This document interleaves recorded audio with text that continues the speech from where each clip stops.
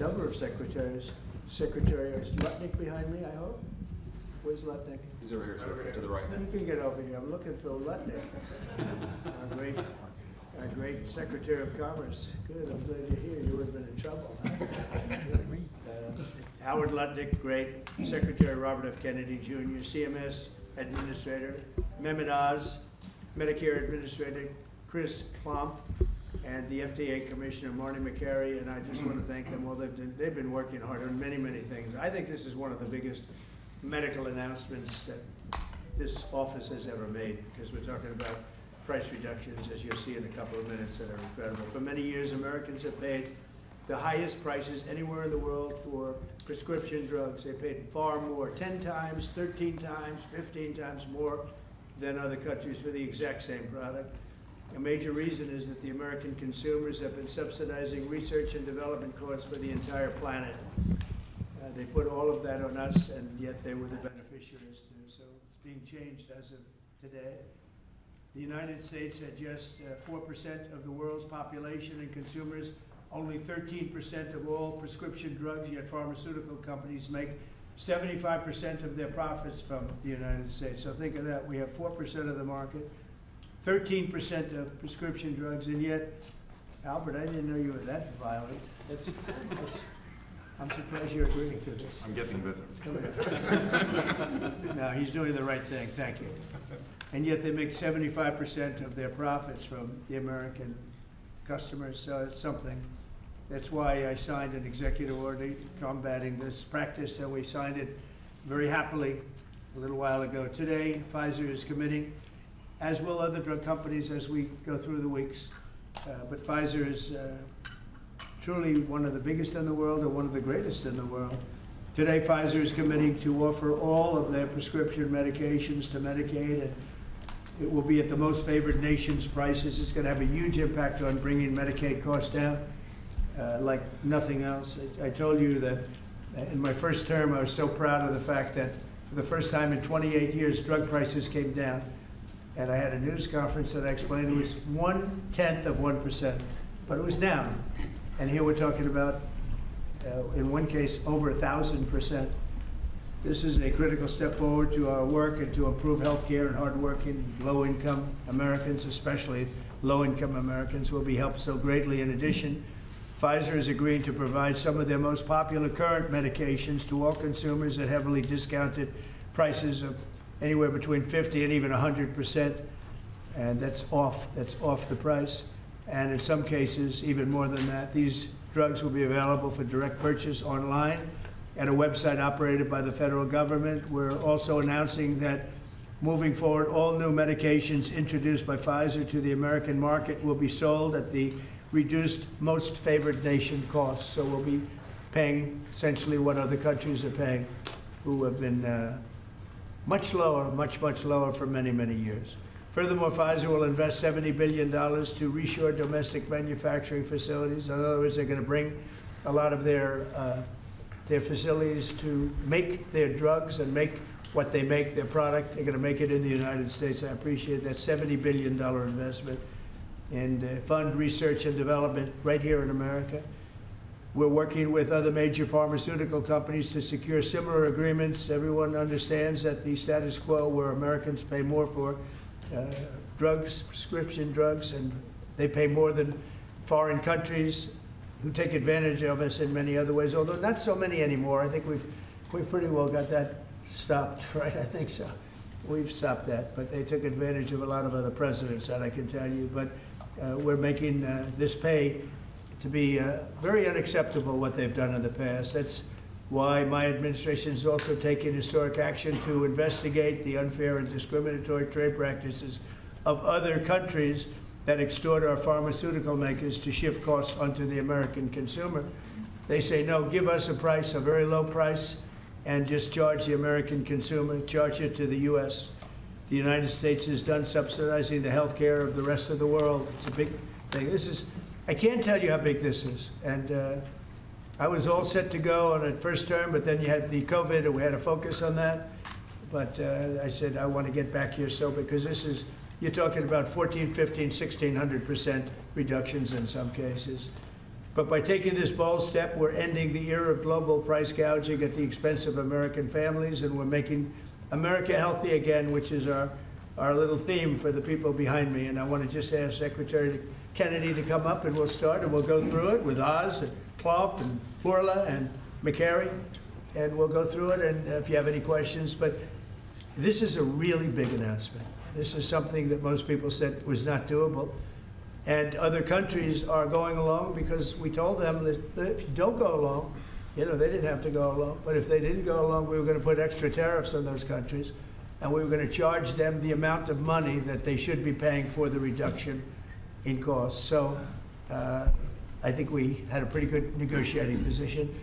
So Bobby, I'd like you to speak about this, and what a great job, and thank you very much.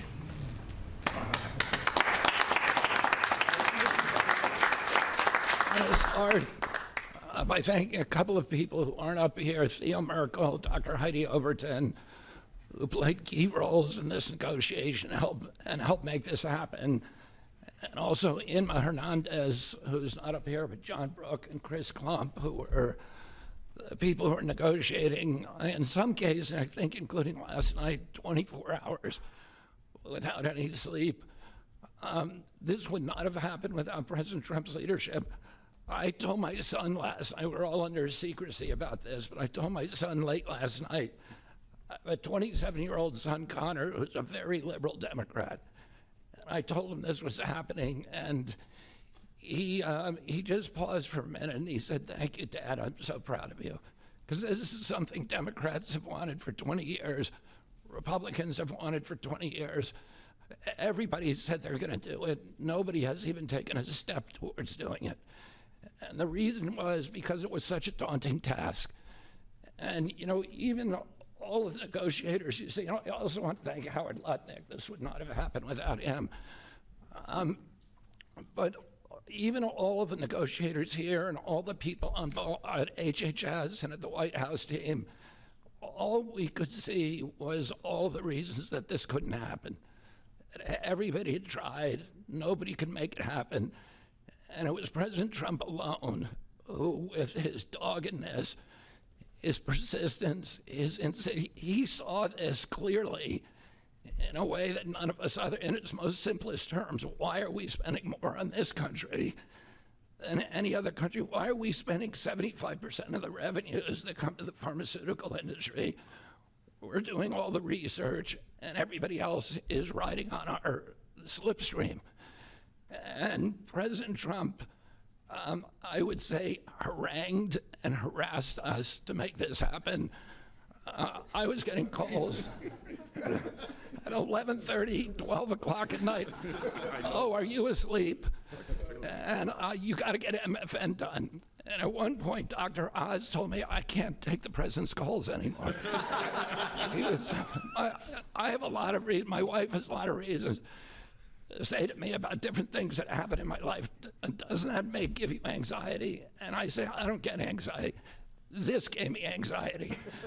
Oh, thank you, President Trump. It would not have happened without your leadership. This is real leadership. It's a president who has a vision and makes that vision happen. And I can't think of any other president of the United States who could have done this in our history. I'm very grateful to you. This is an extraordinary benefit to the American people. Thank you for your vision, President Trump, your bold action, your unwavering commitment to health and well-being of the American people. Never has a president stood up so bravely for the American people with respect to health care. And by the way, I forgot to thank Albert Bourla. Albert and I have had a long history of antipathy and antagonism toward each other.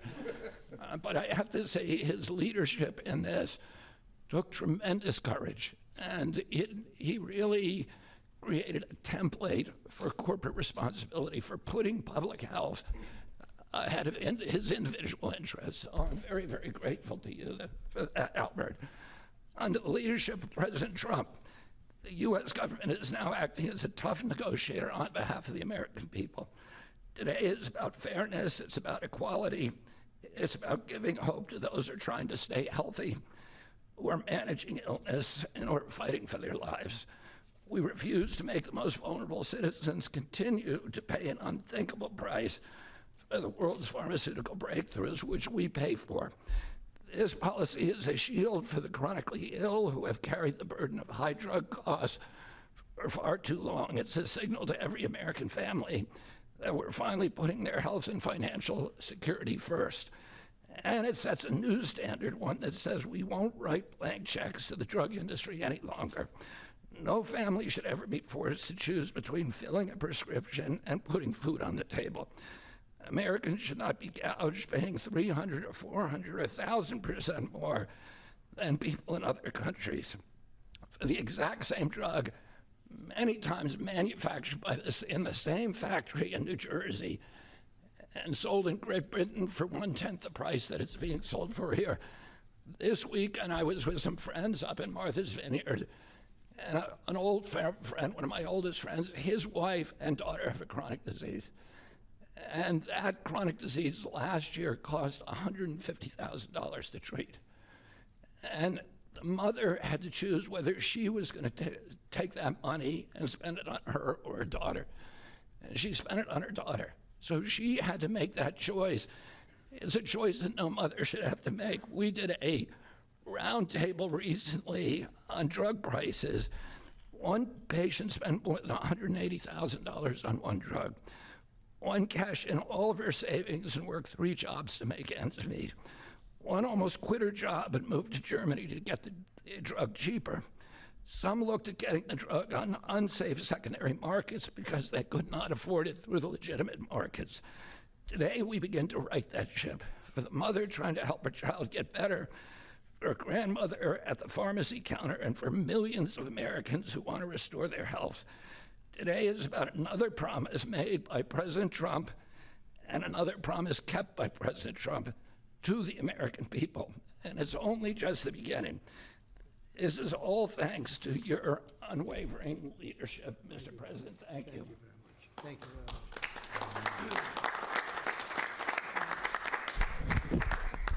much. There is a fine line between vision and hallucination. People have to follow you for it to be a vision. And President Trump, you made a lot of people following you, an idea that most people thought was not possible, even remotely. And when we have that shared vision, and I'll speak to some of the people who are involved in this process because it was incredible effort that gives me great pride to serve in this administration. And the fact that it did not leak is also an issue of pride for us because these were tough challenges. And Albert Bourla looks very calm up here and cat-like, but he is ferocious when you get him in a negotiating room. This is true for all the pharmaceutical companies that we are negotiating with. And Secretary Kennedy, my son Oliver, who I told about this deal as I was walking over here, is a Republican. And you know what he said? Thank you for making us proud. Because it's not just a Democratic problem, it's a Republican problem. This has not happened before.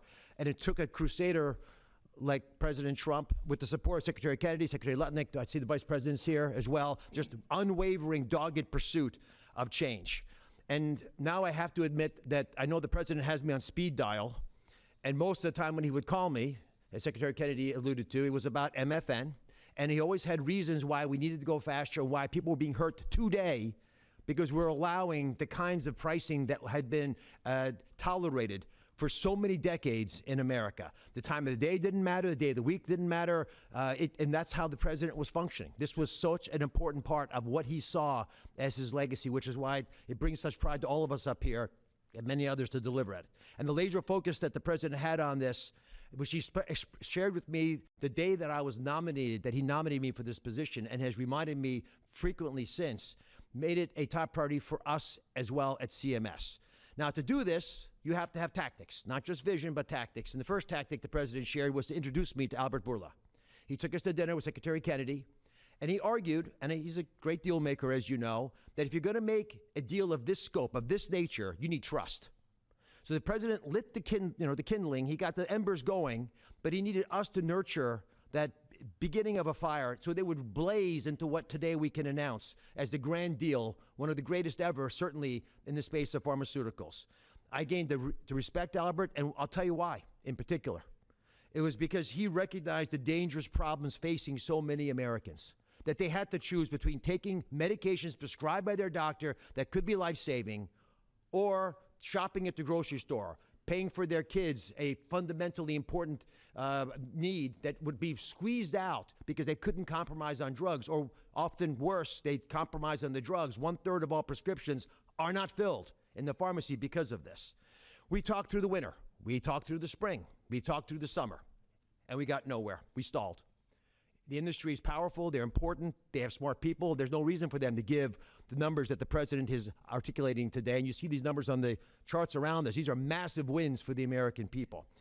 But the president in July demanded, after the executive order, that manufacturers make a firm commitment and to lower prices or else. And it sent shockwaves through the industry. It got the ball rolling again. Our talks with Albert heated up. But it wasn't until last week, if you want an inside story, it wasn't until last week that we made a major breakthrough. And our hardworking team embarked on a remarkable story that I think books will be written about, 24/7, nonstop, with industry, with Albert, with his great team at Pfizer. And with this partnership, we began to deal with the fundamental challenges we have, which is protecting medical advances for the future while at the same time securing the prices Americans want today. We're going to continue to stimulate and strengthen innovation. That's what a great country does, and we are a great country with a great leader. We're going to protect the U.S. hegemony in R&D. We dominate the planet in discovering cures for illnesses. All those orphan ailments, all those remarkable advances, they come from research labs here with companies like Pfizer and other great ones in the pharmaceutical space. We're going to lead in the life sciences. We're going to lead in ideas.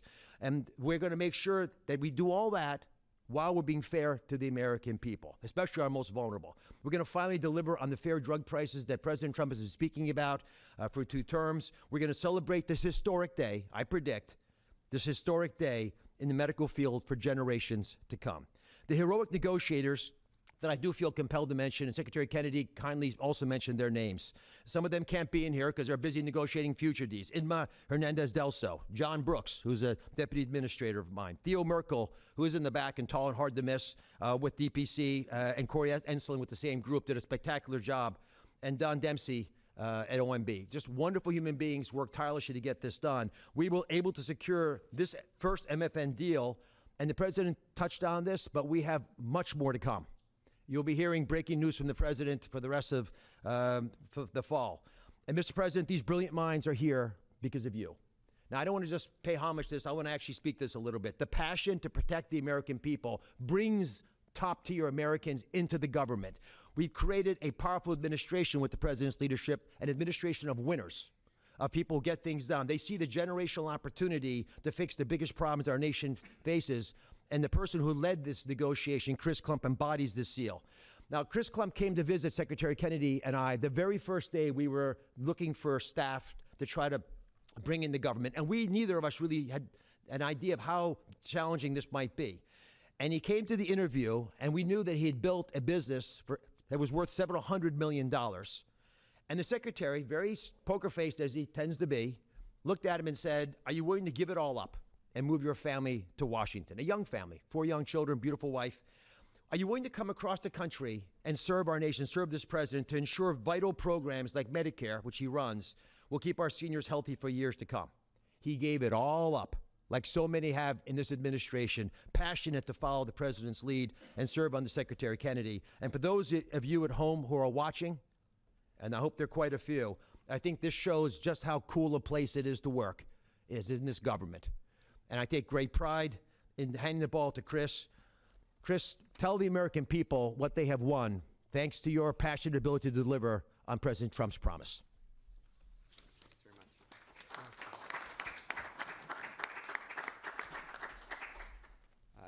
Thank you, Mr. President. You have enabled something that as recently as last night, nearly everyone has said was impossible. And Secretary Kennedy and Administrator Oz, thank you for having trust in us as a negotiating team to drive this forward on behalf of the American people. It is an absolute honor and privilege. And Mr. Borla, to you and to the team at Pfizer, you have taken a step that I think few appreciate, requires a level of courage to change something that for decades administrations have tried. And there was no incentive rationally for you to do, and yet you've done it because you recognize the opportunity to align your economic interest with the social interest of the American people, and we're grateful. Today is historic, as has been discussed. This is a major win in the battle for affordable healthcare and affordable drugs. As the president said, on average, we pay nearly 3 times what the rest of the wealthy world pays for branded pharmaceuticals. And yet we drive more than 50% of global R&D, 50% of revenues, nearly 70% of profits. It's unjust, it's morally unjust. And when this happens, we stifle innovation and we limit access for the most vulnerable people across the planet and in America who need these medications. And so the president directed us to make deals. That's what he does, and it's what we do. And all great deals, and this is a great deal, are rooted in principles. And this deal was rooted in the principle of fairness. Now, the president could have directed us to go to the poorest country on the planet and find the cheapest price for every single drug and bring that back to the United States and use the might of the government to insist that that's the price we pay. And that might have worked, actually, for just a little bit.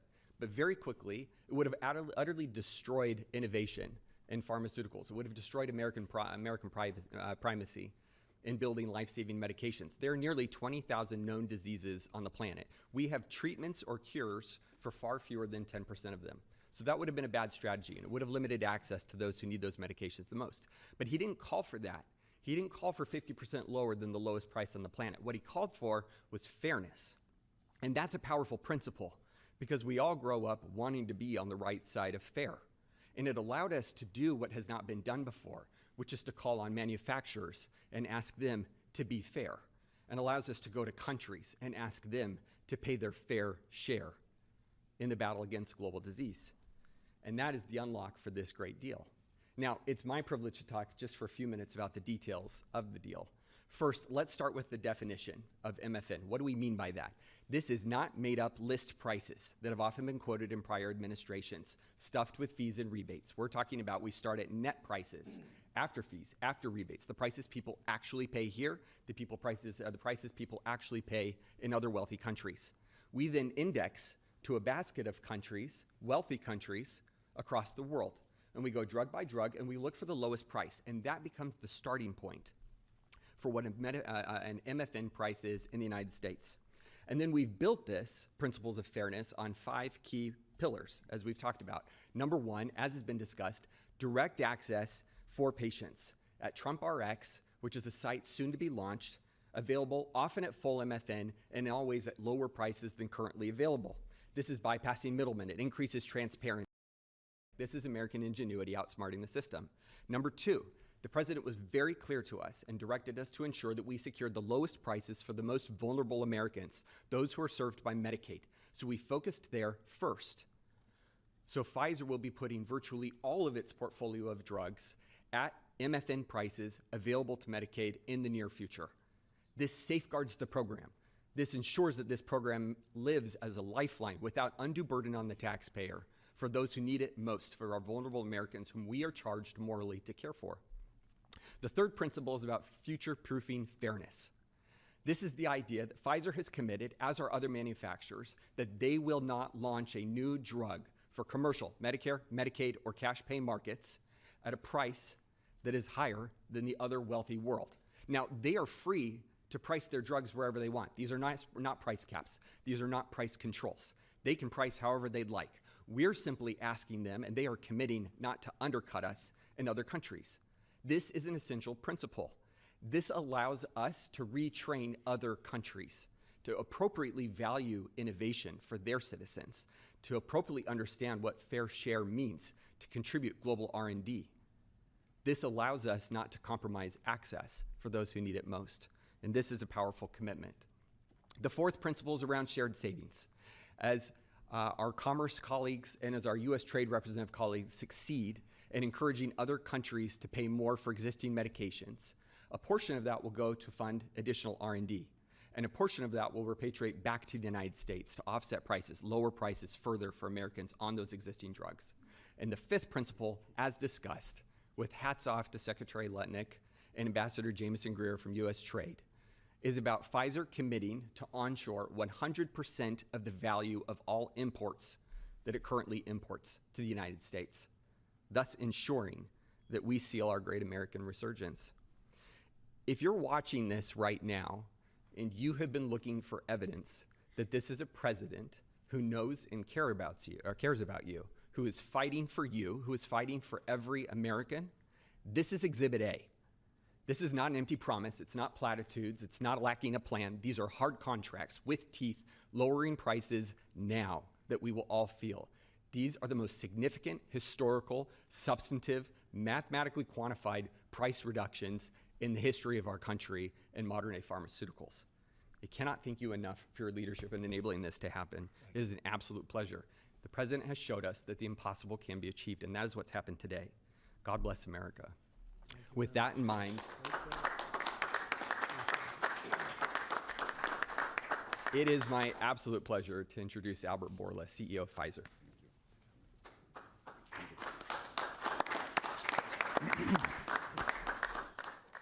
Mr. President, what an honor to be here today in this office to announce a landmark agreement. I think it's an historic day. Is this the coolest office?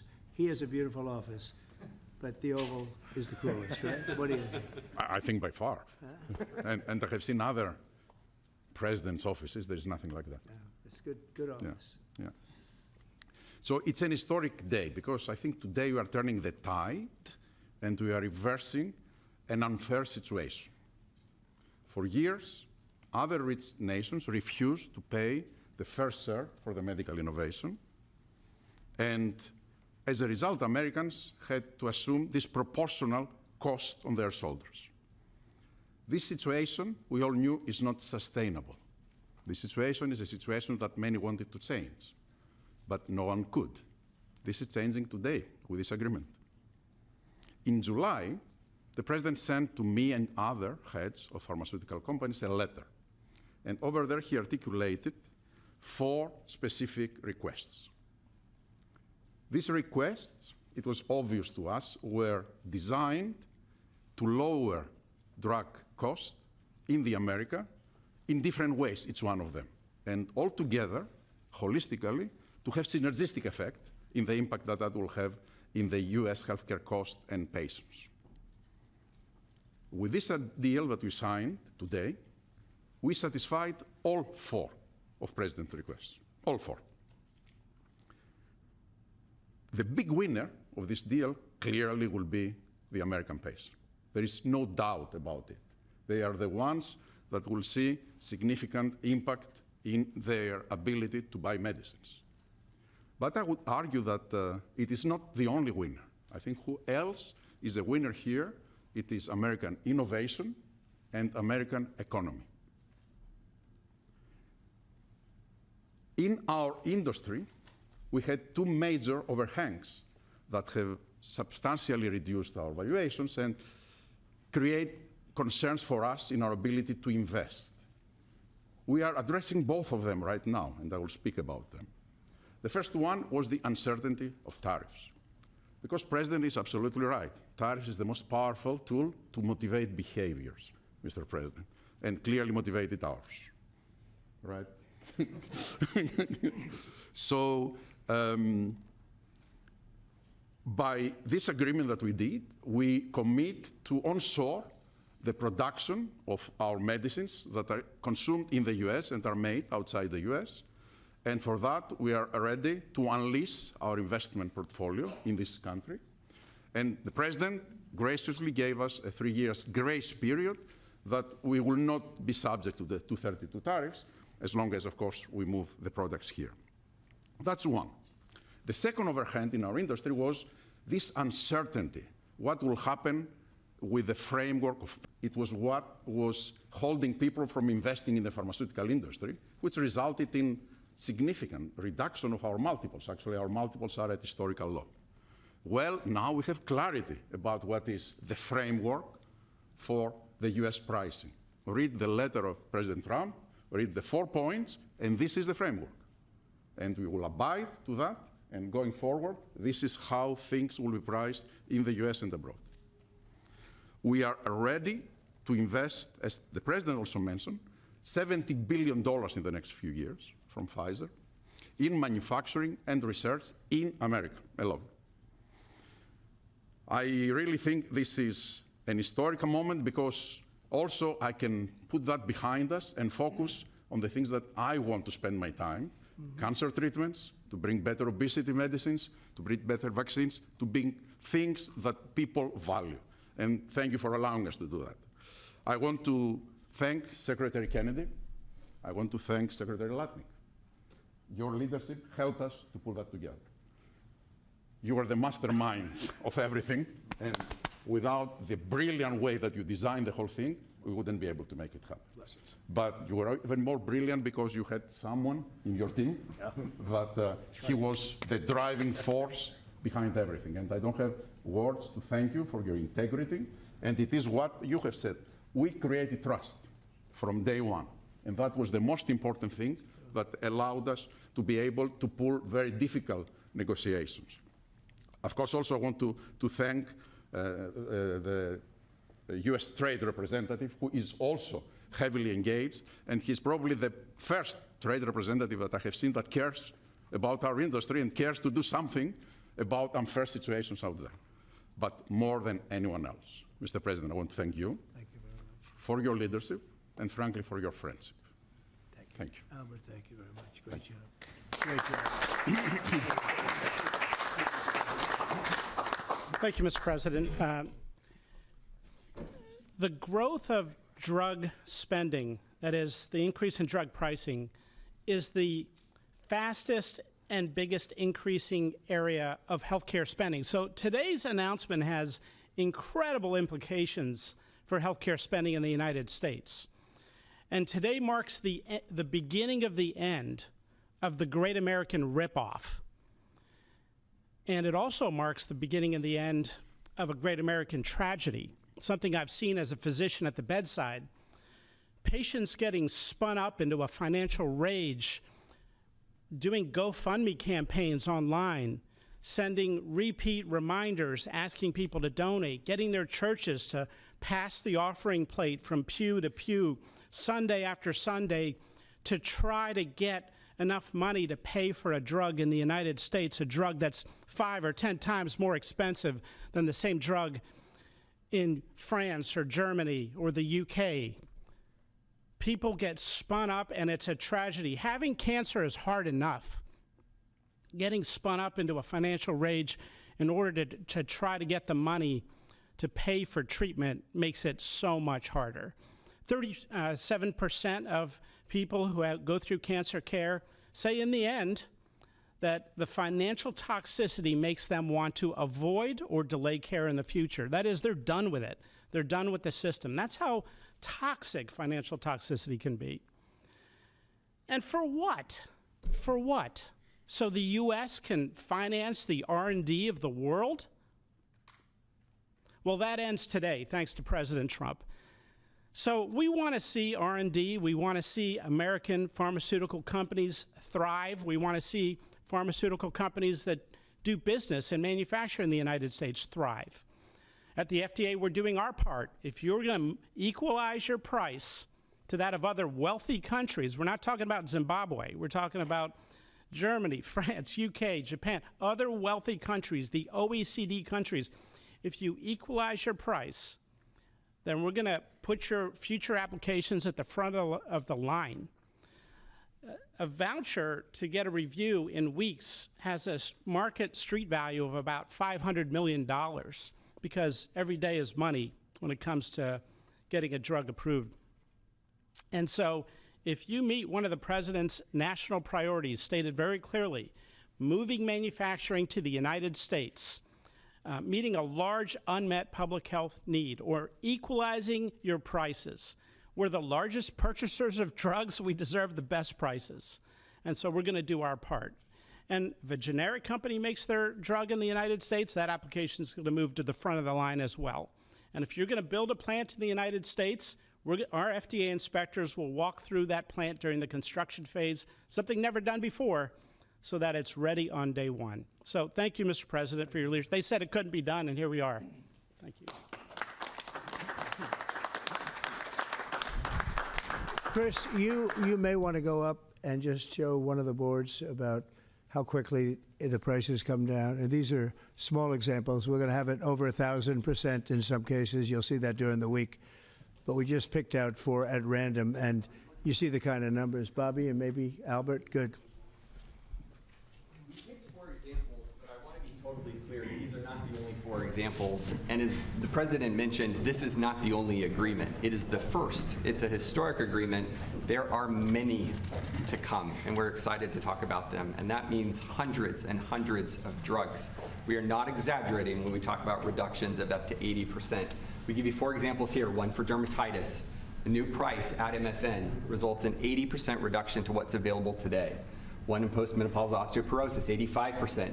Migraines that affect so many Americans, 50% reductions. Rheumatoid arthritis, something my own mother struggled with, 40% reductions. This is about access. This is about ensuring Americans have access to life-saving medications. These are real prices. These are net prices. They're not made up. They're not funny numbers. Thank you very much, sir. And, great job you've done. Everybody here has been incredible. We've been standing here talking about the Make America Healthy Again a lot lately, and I think our meeting the other day was excellent on a thing called Tylenol. That was a very important meeting. I think that was a very important meeting. And this, in terms of pricing, it's going to be great for Medicare, Medicaid, Social Security. It's going to be great for everything because your medicine costs are coming way down. We have some examples that I think we'll be able to show you next week of over 1,000% in some cases, where a pill that cost $10 in London was costing $130 in New York and various other places within the United States. And the same thing with Canada. People would go to Canada, they'd go to Mexico, they'd go to other places to buy drugs. They don't have to do that anymore. So we have favored nations. So that's what we have. And it's one of the biggest days I think anybody will ever have. We're talking about massive numbers, and the numbers are going to get even better with a little time. And I will say, Albert, I think that the drug companies are going to be the same. You're going to, you know, the world, we're really competing against the world, so they have more people. So we'll come down a lot, and the world's going to go up a little bit. And the end result is you're going to, I think, do the same business pretty much. Maybe you'll figure a way to do more business, I think, knowing you. But I think the drug companies, we're going to come down a lot. The U.S. will come down a lot. But the world, many more people, is going to go up a little bit.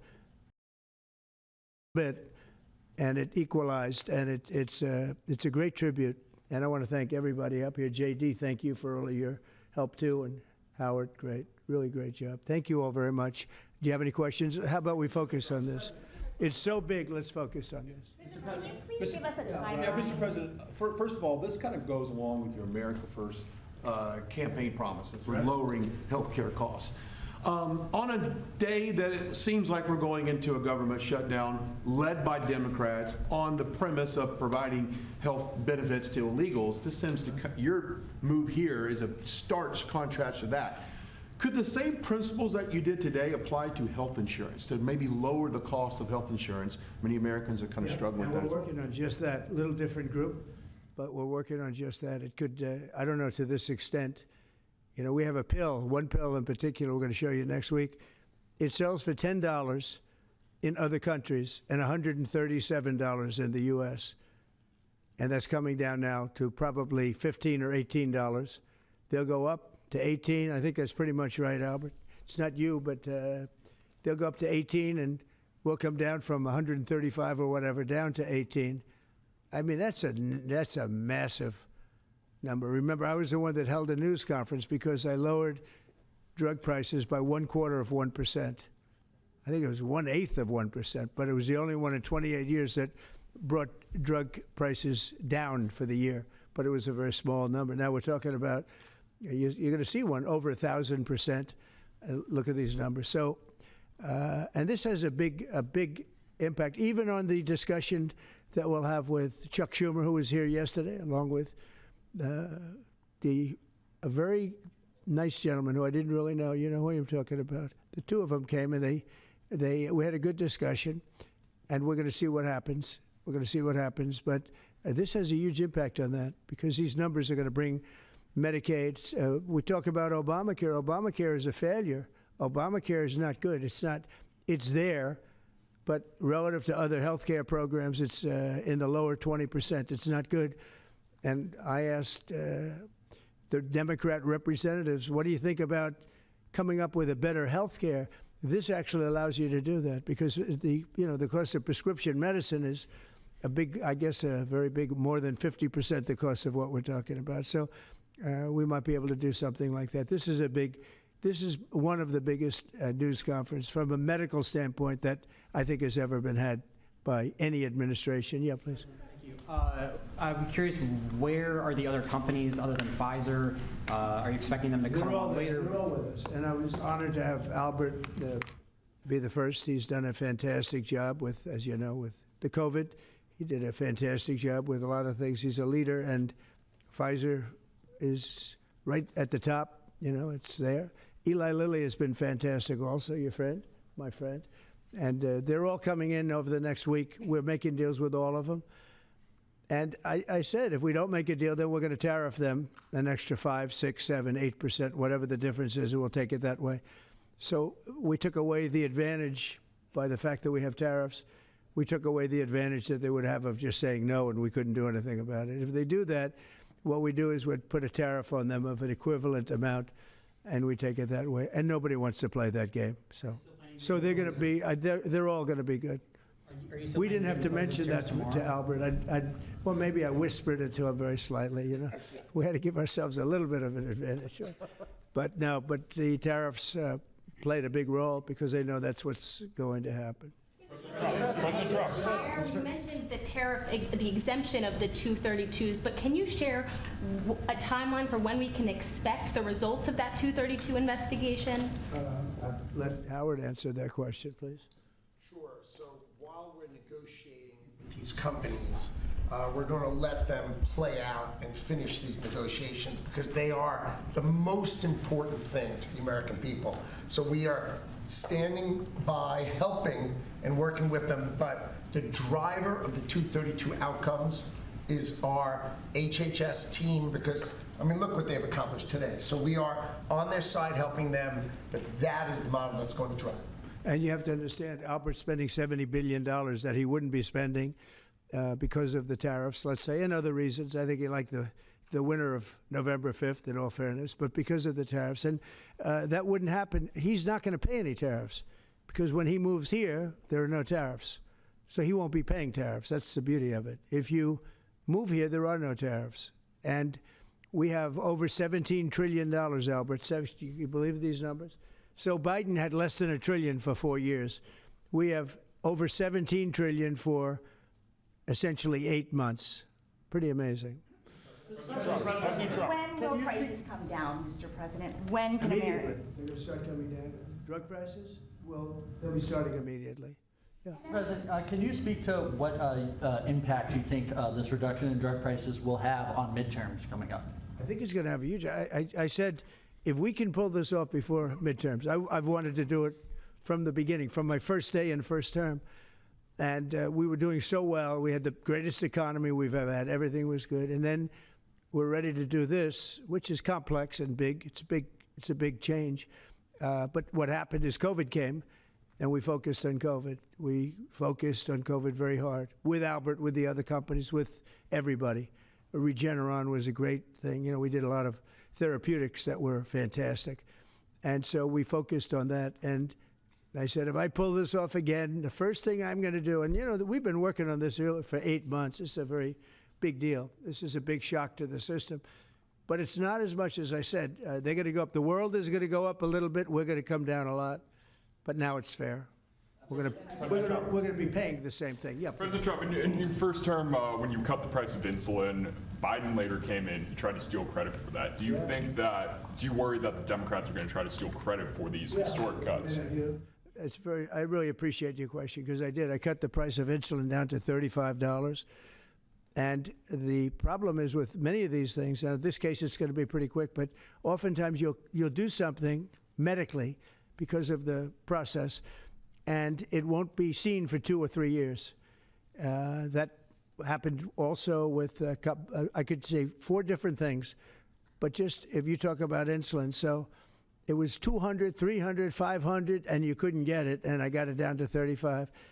And I said, I hope I win the next election because otherwise whoever wins is going to take credit for it. Well, what happened is we did win the election. We did great. But unfortunately, it didn't work out that way from a practical standpoint. And Biden, when I saw him get up and take credit for the $35 and even less, insulin. That was 1,000% lower than what it was just previous. Boy, I tell you, I didn't like it. I didn't like it. So I did the best I could to let them know we did it, because we want to be given credit. But we are the ones that got insulin down to that number. And you're right, they tried to take credit for it. They had nothing to do. In fact, they didn't even know what happened. All of a sudden, the insulin price kicked in at $35. And they asked Biden about it. He had no idea what the hell they were talking about. But after they explained, and they didn't really explain to him because he was not capable really of understanding it. But when they went out and talked about it, they acted like it was a great feat by Biden. It had nothing to do with him. And it continues, and we'll get it down even further. But insulin was, people weren't taking it, I would imagine. They couldn't take it. God bless you, Bobby. I hope I didn't catch COVID just there.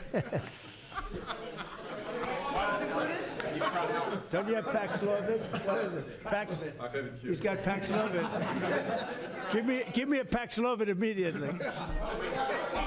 While Nancy Pelosi is ignoring what you're doing for the American people, she's going after your administration for cutting taxpayer-funded health care for illegal aliens. Last night, Nancy Pelosi, she went on NBC last night, dropped a bunch of F-bombs, told Republicans to go F themselves. Has she lost her mind? We have done an unbelievable job medically. Just this, if you did nothing else, we've done a lot like the insulin, but just this, nobody can ever catch this. This is the biggest price reduction times, maybe 10 times, 15 times than has ever been given before. And this is going to have a huge impact. You know, as I said, Obamacare is not a good thing. It's been bad. And I'd like to make it better. I told them, I spoke to a lot of people, a lot of Democrats recently. I said, why don't we change it? We can make Obamacare much better. We could come up with a new system that would be much better, less expensive for the people and better. This is maybe the biggest breakthrough because, you know, when you're talking about the prescription drugs, that's a big part of it. So we're going to look. This is prescription, but we're going to be looking at that. We could come up and through this whole thing, you know, because I don't know, we'll probably have a shutdown because one of the things they want to do is they want to give incredible Medicare, the Cadillac Medicare, to illegal immigrants. And what that does is it keeps them coming into our country, and like they do in California. And no country can afford that. No country. And we have the border stopped up. We have it closed. We have nobody for 4 months. Zero people came in. That wasn't me. That's by the authorities who happen to be liberally oriented. But just think of that. We have people offering health care to people all over the world that they can't afford to pay. And that's the Democrats. And what that does is it brings people into the country because they want to come in for the health care. But no country can afford it, and they can't afford it. So we cannot allow them to charge tremendous amounts of money for health care for people that aren't even citizens. And in many cases, they come in from prisons, jails, and mental institutions. And we can't let that happen. So we have a big fight over that. We have a fight over open borders. They still want open borders. We're having a fight over men and women's sports, if you believe it. You would have thought they would have learned that it's not a good issue. And we have a fight in transgender, as you know, transgender for everybody. And that, when you talk medically, that's a lot of money, too. That's a lot. Those operations are bad. So those things are also being discussed right now. I mean, can you imagine we're actually talking about open borders, and we now have a great border, and we have a great country. Our country was dead 1 year ago. Now we have the hottest country anywhere in the world. Big difference. Yeah. What does it say about the state of the Democrat Party when they have a 33% favorability rating on average in recent months, and they're willing to shut down the government over health care? They are shutting it down. We're not shutting it down. We don't want it to shut down because we have the greatest period of time ever. I told you, we have $17 trillion being invested, so the last person that wants it shut down is us. Now, with that being said, we can do things during the shutdown that are irreversible, that are bad for them and irreversible by them, like cutting vast numbers of people out, cutting things that they like, cutting programs that they like. And you all know Russell Vought. He's become very popular recently because he can trim the budget to a level that you couldn't do any other way. So they're taking a risk by having a shutdown because of the shutdown, we can do things medically and other ways, including benefits. We can cut large numbers of people out. We don't want to do that, but we don't want fraud, waste, and abuse. and, you know, we're cutting that. But they want to have illegal aliens come into our country and get massive health care at the cost to everybody else, and we don't have it. And that's I would say, the number one reason that they want to strike is to get illegal immigrants health care. And, you know, Gavin Newsom wants that, too, in California, and it's destroying California. We can't have that. We're not going to let it happen. Do you have a plan for dealing with drug companies that are responding to MFN only by raising prices overseas as opposed to lowering prices in the U.S.? No, they're responding. I understand that question very well, but they're responding by lowering prices. They're helped by lowering prices. You know, there's a price at which they can't sell, and they're helped by lowering prices. In the case of Albert and in the case of Eli Lilly, the fact is our prices are coming down massively. You see, that's just a few of the basics, but they're coming down much more than that with many drugs, and over 1,000%. Think of that, over 1,000% reduction. And we'll show you that next week, because we have some of them on the board next week, where you have over 1,000% price reduction. No, what's going to happen is you're going to have the market will kick in. This way, the market kicks in. The other way, it was just basically, it was just a form of control. You were stifling the market. Yeah. At this point, is a shutdown inevitable? And how would you describe the negotiations with Democrats yesterday? Are more meetings scheduled? So nothing is inevitable, but I would say it's probably likely, because they want to give health care to illegal immigrants, which will destroy health care for everybody else in our country. And I didn't see them bend even a little bit when I said we can't do that. Okay? Can I ask a question of Dr. Oz, Administrator Oz? If there is no deal reached on the Obamacare subsidies with the Democrats, is there anything that CMS can do to lower those, or to mitigate the increases of those Obamacare subsidies? Not really, but we have time. We have time till the end of the year to make the changes I know the president is evaluating. But we should have a clean, continuing resolution, get past this budget process, as it has happened so many times, and allow the president and leadership some freedom to be able to put some good ideas in front of the legislative bodies. Mr. President, undocumented immigrants. We actually do have time for that.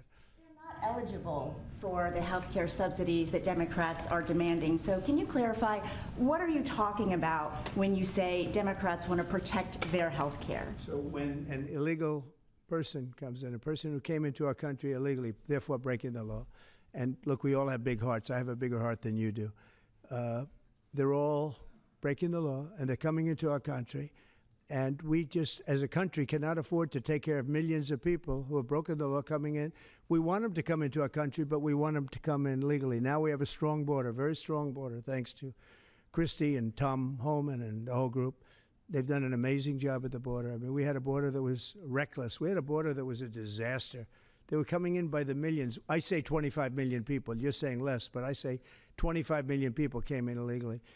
And no system can take care of the health care of all of those people that came in. Now, a lot of them have gone out. We have over 11,000 murderers. We got many of them out. Many of those people have been taken out of the country, brought back to where they came from. In some cases, put in prison because they're so dangerous. We don't want to take them out. We have to watch them. We don't want them coming back. But if you look at what's happened in Washington, D.C. right now, it is such a place. I just drove through it. And it's clean and nice and beautiful, and people are walking around and they're not afraid of being mugged. We haven't had murders. We haven't had anything happen in a long time. It took us 12 days to make it very good. It took us 20 days to make it beautiful. And now we're going to Memphis. But I think we should always keep a presence here, because if we don't keep a presence, it's going to come back never like it was, because we got rid of 1,700 career criminals. You know what that is? One career criminal can give you a lousy reputation for danger, because they commit many crimes a day in some cases. But Washington, D.C. is an unbelievable example of what can happen. And now we're going, as you know, to Memphis, which was very similar to Washington, very dangerous. And we're there, and we're working along very well with the governor, the mayor. A lot of these Democrat mayors, you know, what they don't want to have us do well, because if we do well, it makes them look bad, and they shouldn't feel that way. If I were a Democrat and I was a governor or mayor, I'd be calling Trump. I'd say, get your troops over here, just help, because the mayor of Washington is getting a lot of credit for what we did, you know, a lot of credit. But the beauty is, isn't it nice, seriously, you walk down the street, you're not going to be mugged, you're not going to be hit. we had a meeting about 3-4 months ago, and I was saying to the media, how many of you people have been threatened or mugged or accosted during your walk to the White House? And they said, we don't walk to the White House anymore. But the answer was, remember, Brian, almost everybody's, oh, look at this guy. They even attacked this big, strong guy, right? Didn't you get attacked? Did you? But, yeah, just take a look at the other guy, right? What happened to the other guy? I don't know. Those other guys are pretty tough. They're tough with a gun in their hand, right? And, yeah, you were hit pretty hard. But almost everybody was. And now, nobody. Anybody been accosted in the last 3 weeks? If I would have said that 6 months ago, half the hands would have been raised out. No, we have a very safe city now. The country's going to be safe. We're doing one at a time, and we'll be going to Chicago. I told you this, our Union Pacific, head of the railroad. He knows this country very well. Started off as a very low-rung employee of the Union Pacific. He's now chairman. He came to me and he said, sir, save Chicago. It's a great city. It's going down fast. They had 11 people killed over the last couple of weeks. 11 people killed. 48 shot. That's not a city. That's a war zone. There's no city in the world like that. And then we have to listen to this Pritzker get up. I know him well. They threw him out of his business, and the family threw him out of the business because he's a loser. But we have to listen to Pritzker get up. He should call me and say, get the troops in. You ever hear that? 11 people over a week and a half killed. And I think it's 48, when you add it up, 48 people shot. And then I have to listen to a governor say how nice it is. It's a wonderful experience. Now, what is a wonderful experience is D.C. People are eating in the restaurants. They just opened 2 new restaurants, which hasn't worked in years. And we had it pretty good 4 years ago. We were just getting ready to do this, but we did it right. And, you know, we have a big victory in the Supreme Court. It's called merit. And so that includes the military. Our soldiers, did you see what they look like? These guys, they look like serious soldiers. They weren't playing games. And they went in there and they did a fantastic job. And Washington, D.C. is now a beautiful, safe city. The restaurants are thriving. The people are walking down the street holding their husband or their boyfriend's hand, and they're not worried about being raped or mugged or shot at. And it's been an amazing thing. And we'll do that in every city. We'll do them sort of one at a time. We'll do a couple at a time. And we have a tremendous force because, as you know, in recruitment numbers, when we put out, 2 years ago, when Biden would put out recruitment, nobody would join. Nobody wanted to be in the military. Nobody wanted to be police. It was just announced this morning. You probably saw my speech over with the military, with the generals, admirals. Record numbers of people signing up for the Navy, the Army, Air Force, Marines, Coast Guard, Space Force. I love Space Force. That was my baby. But we have record numbers of people signing up, and that includes police department, fire department. So, you know, it's been an amazing thing. Well, we're going to have another meeting next week on this. We have another great company coming in, similar kind of numbers. But we're going to show you some 1,000% drops in prices. There has never been anything like this in the history of medicine, and it's an honor. And Albert, I want to thank you, and I want to thank everybody behind me, because you are a great team. We have a great team. Everybody says you have a great cabinet. It's a great team. So thank you, Bobby. Thank you very much. Thank you, everybody. What's the company next week?